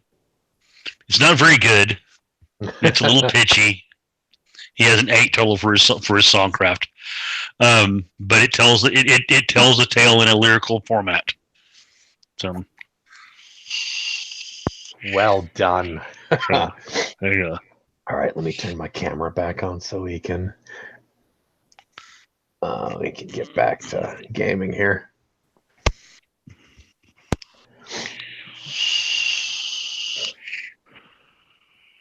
There we go. So, on the evening of the fourth night, you are singing in the gathering hall, and your voice, pitchy as it may be, describe for us what verses are in this song. Let me see. It starts out, of course, as the Babushkas call, clear and raspy, rings out across the swampy water. Shihan and Elwyn doze their way through dreams of faraway home. From whence the water comes, the beast, long and scaly and hungry, and upon Shihane's leg it tries to sate its thirst for blood. And then we'll go on from there about the epic battle that goes on for about 8 verses. Skarnir is very impressed. Skarnir's mentioned briefly in one stanza. So. He's been reduced to a footnote. Beautiful. Yes. The history is written by the songsmiths. So. Your verses attract the presence of Steve. Describing the character for me. So Skoth is a Numercian. He's of a warrior background. He's kind of known in the village, but he's a very boring looking man, nothing special. If you gathered all the men in the village and gathered them together, he'd kind of just look like everybody. Long hair, because it's what people have, but of brown color, nothing special. He is now wearing the armor brought back by the Fae. So he's wearing a bronze scale mail that he's still getting used to, because he's used to having his leathers on, but now he has this new, better armor to protect himself. Always with at least one spear on his back, with his nice big round shield. Has a little notch on a part, so easy to stick the spear through. But yeah, he's listening to this song of Inside the Swamp, somewhere he's always wanted to go into, but never was really allowed to venture into because of all the rules. So he's hearing this tale and kind of wanting to talk to people who have been in there.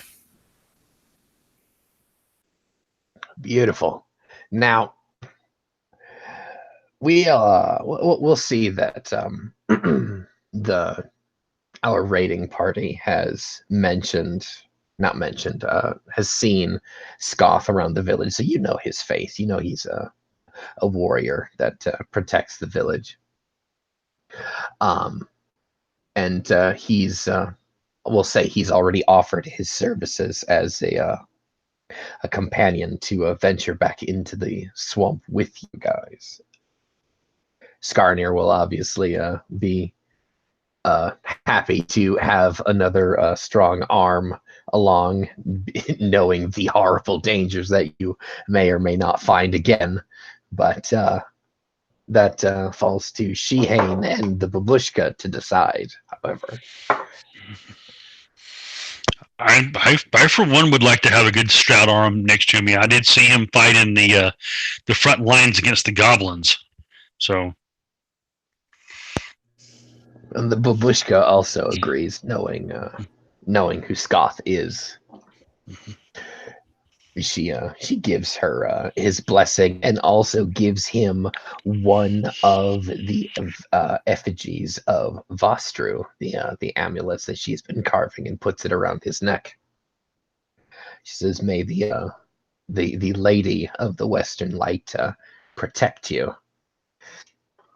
She also gives an effigy to each of the members of the raiding party here. So Aelwyn will also have one.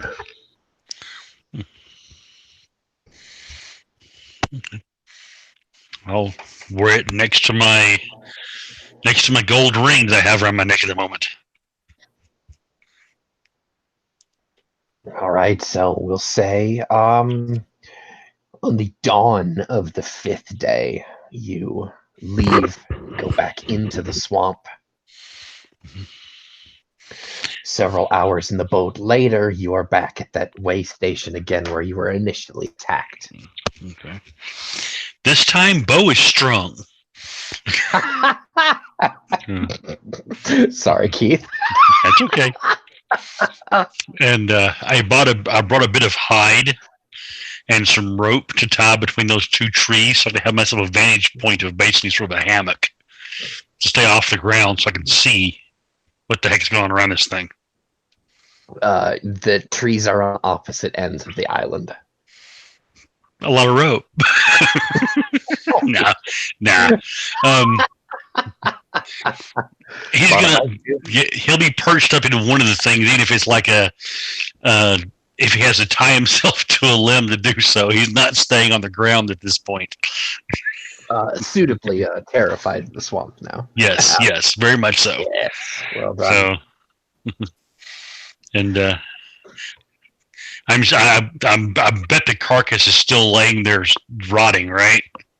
Oh yeah, it actually has rather large chunks bitten out of it, as if someone or something attempted to savage it. Mm-hmm. See, Skoth, there it is. The great water demon. Walk up and poke it quick with the spear. Mm-hmm. Be like, looks like a mighty kill. It was. So. And you probably noticed that as you poke it, Shihane sort of flinches a little bit. Even with big chunks of it, he's still afraid it's going to come back to life and attack him. Roll reaction, please. Okay. No, I'm kidding. Okay. The game master's being a dick now. Stop. It's okay. Okay. So, I guess I would ask, is it like, are we having to camp here again, or are we still able to continue on? Well, the Babushka says that you have a choice. We can either camp here again. She shoots a look over at Shihane and kind of gives him an evil smirk. She's thoroughly enjoying his tarot. She really is. Or we could camp somewhere deeper into the swamp.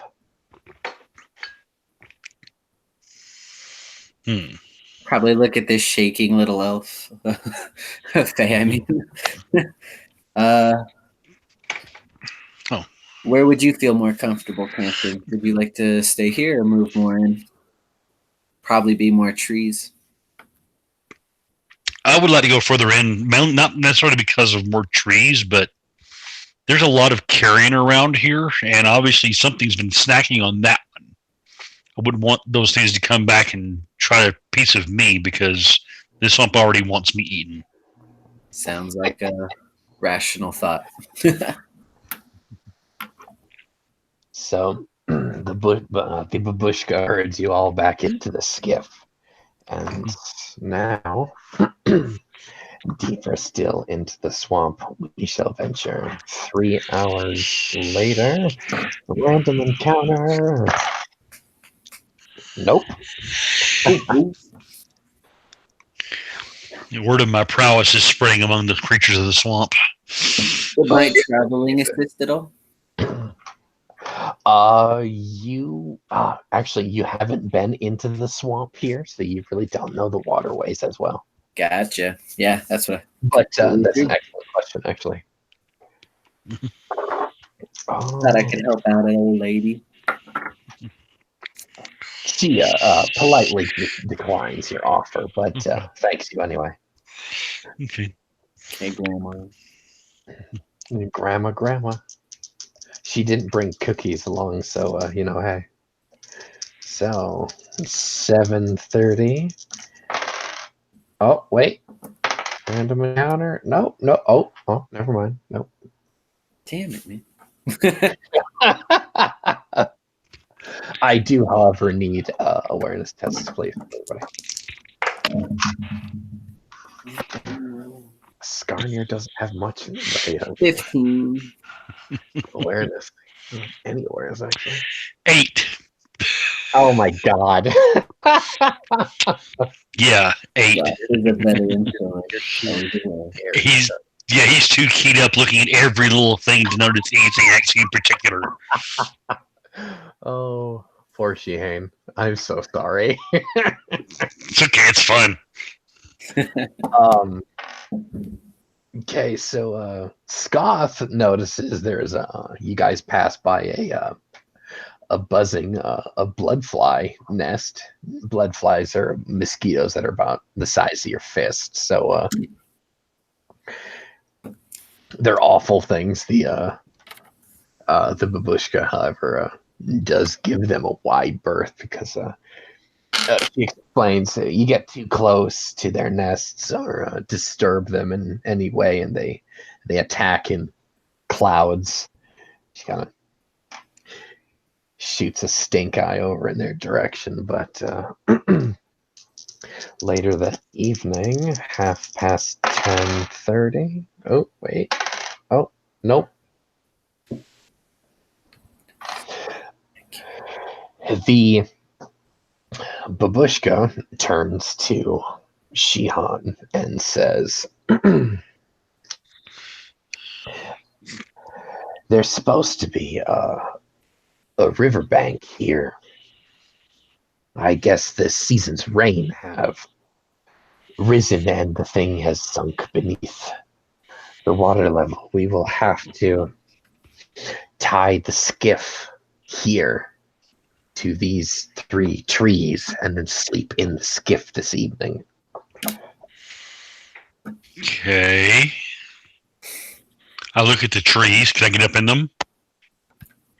They are quite slippery with moss.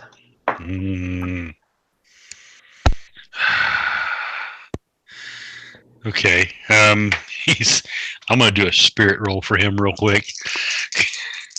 Okay. All right. Okay.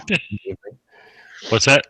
It's 10:30 in the evening, so you know what time it is. Okay. So a 10 on that. Okay. He's nervous, but oh, poor guy. But he puts his belt on, his spiky belt. Okay. So, and settles in with his bow and an arrow on it, with his back to one of the trees as he's sitting in the skiff.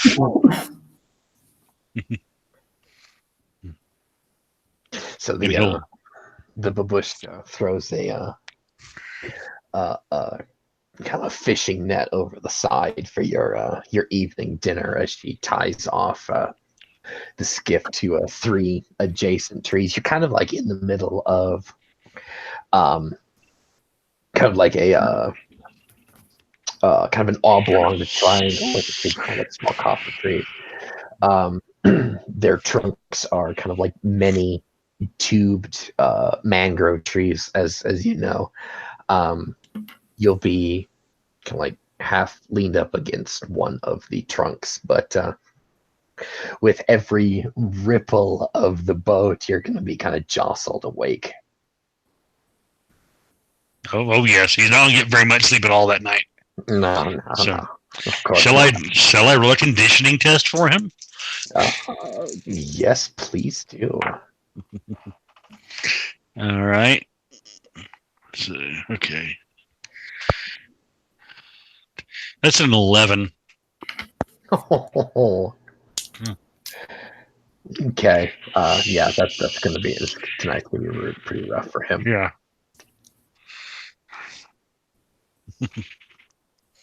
Okay. Skarnir is not pleased with sleeping in a damn boat. He prefers sleeping on the hard ground. Hmm. And the babushka silences him with a dirty look. A couple hours later into the evening, she has a kind of like a handful of eels that she's cooked on kind of like steaks skewered over the thing. She's kind of built a small fire in the bottom of a like a kettle so you can roast things over, so it's not actually burning the bottom of the boat. Right. But who's are we all going to sleep this night then? Hmm? I will like to do a conditioning test and stay awake kind of like I would for a guard duty. It would be a Okay. useful thing for me. You'll take the first shift. 19. All right, you are able to stay awake. We'll say 3 hours into the night. Oh man, come on now.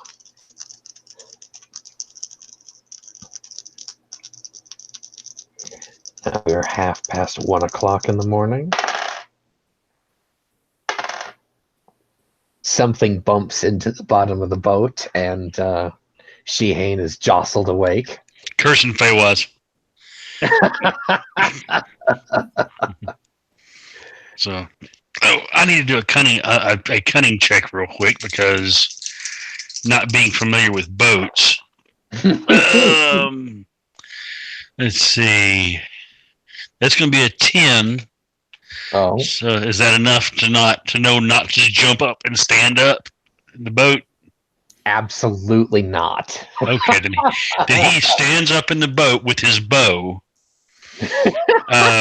drawing because something bumped into the boat. So Could I go with like an athletics or an awareness to kind of know that he was going to do this and help him from falling off the boat? Oh, you can make a reflex test to try and catch him before he falls into the drink, because he's going to. well, would a reflexes test save me from falling into the drink? I did a good roll. I got a 20. Okay. Well, I should have actually made you do it, but he would have caught you anyway. Okay. I'll test anyway. Yes. Oh, okay. Go for it. Okay. That'd be a 13. So yeah, you would have fallen. You would have fallen, but okay.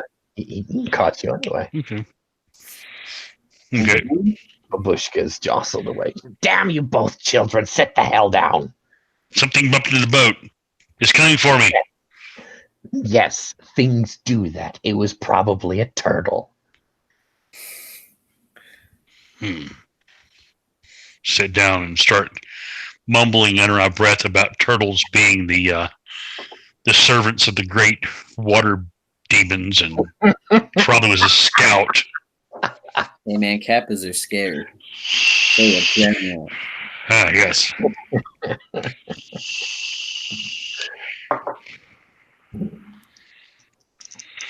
I'm pretty sure Sheehan's not gonna sleep for the rest of the night. No.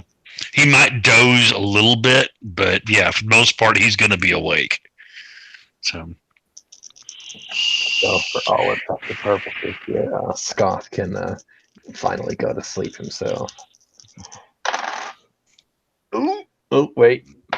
No, never mind. Awareness test. okay. Oh, double eights. Ooh. Sure. Who's rolling double eights on what?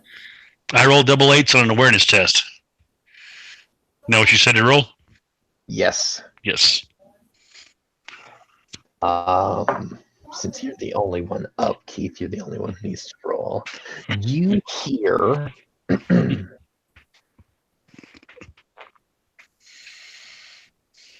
a trout jump Okay. somewhere off into the swamp. You hear a trout Okay. jump, which is basically a black curtain of void. Yeah. Awful. Yes. Like, I basically hear a splash off in the distance among all the cacophony of the animals and bugs and insects and such.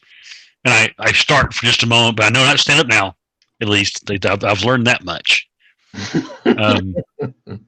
I draw a bow and look around, and just like for the next 15 minutes, I'm like on hyper guard. Yeah, you're gonna be pulling -2s in the next combat if there is one. Yeah, I figured. That's fine. All right, and something that'll bring us to dawn. Oh my God! This is second crit of the evening. Tell me, Keith, do you want another giant salamander? No. It's up to you. So it really is. It could be its mate. Oh no. Oh shit, let's see here. Make it a newt. What's that? Instead of a salamander, it could be a newt. Ah, yes. Well, there you go. A Gia monster. That'd be worse.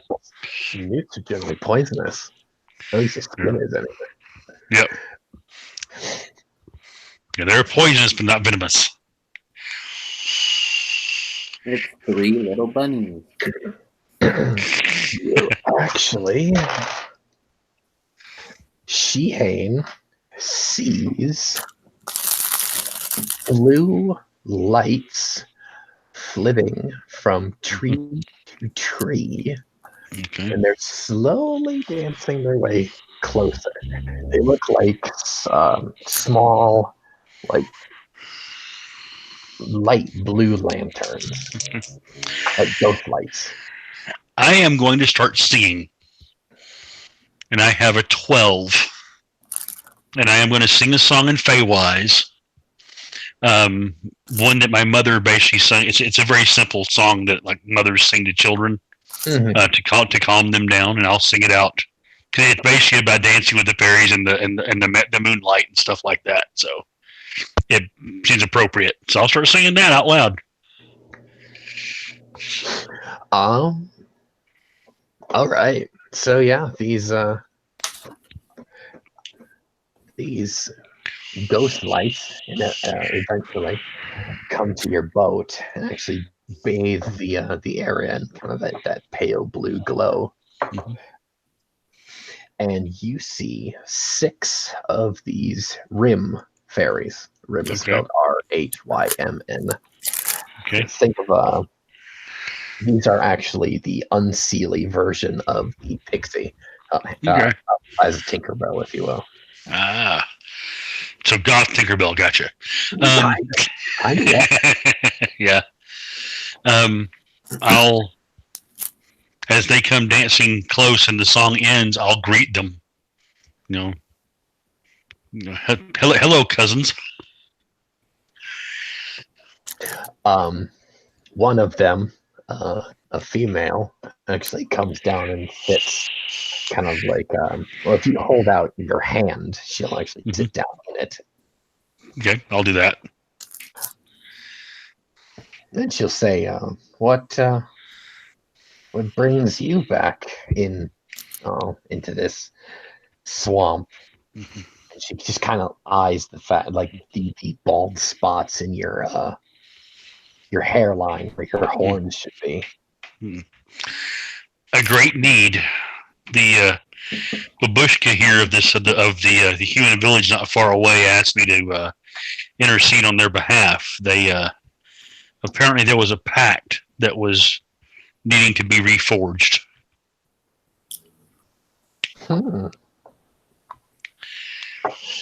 Is that so? That's what I am told.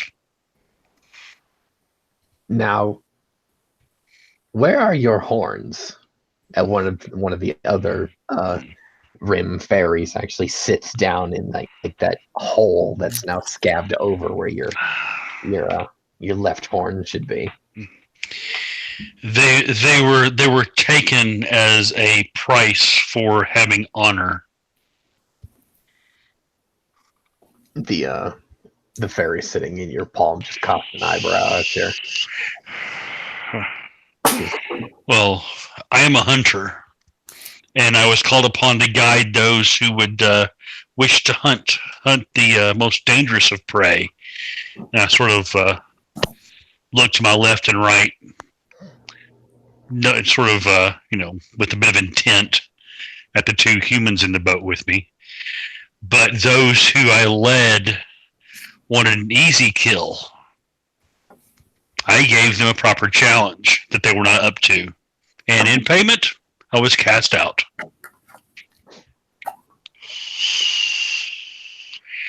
You see, our lesser cousins enjoy hunting the mortals. They do. They're a true challenge. That may be the case. But as you see, I'm not hunting them now. You've had a change of heart, I see. Well, to an extent, I've always respected humans as a great adversary. But one needs bed down with which beasts need to be one has. Just, stay off the cold of night. I cock a weird eyebrow at him. Oh, wait, no, I don't understand him. Never mind. No, you probably don't. It probably just sounds like I'm still singing, actually. You're actually, I'd say you're probably just waking up now. Kind of that blue glow does kind of. And hearing all this weird words. But the Unseelie, there, she says, the court is just a short way into the swamp. She kind of points down a few waterways, a rock, two flowering red trees, and you'll find it. Just follow the sound of satyr piping. Satyrs, such wonderful, beings. Thank you very much for your guide, for your guidance. What may I offer you in payment?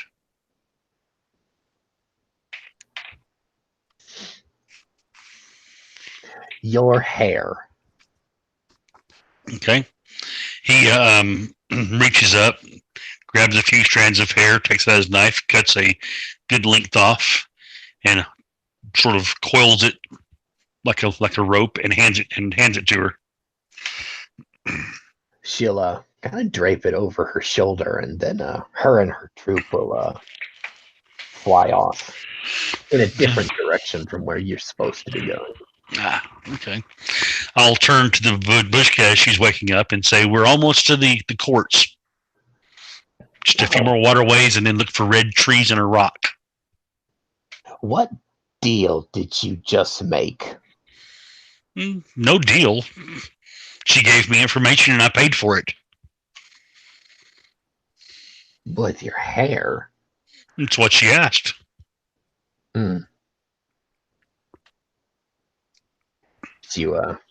You do see a bit of the Nemersian superstition now find its way across the Babushka's face, but she kind of shakes it away. If you are sure that is acceptable, it is what it is. She gave information and she was paid for it. She should offer us no harm beyond that. Well, unless it amuses her. They are Unseelie and yes, sometimes untrustworthy. Oh, no. They are totally trustworthy. They just have a very dark sense of humor. Is that what you call it then? Yes. The Babushka looks up now, and you see it is nearly dawn in about 2 hours here. And I think right there is where we will call it for the evening. Okay. Thank you for tuning in, everybody. I am Blackthorn, your narrator here at On the Edge of Shadow. Thank you very much. We will be back next week. Same time, same place. Good night, everybody. Good night.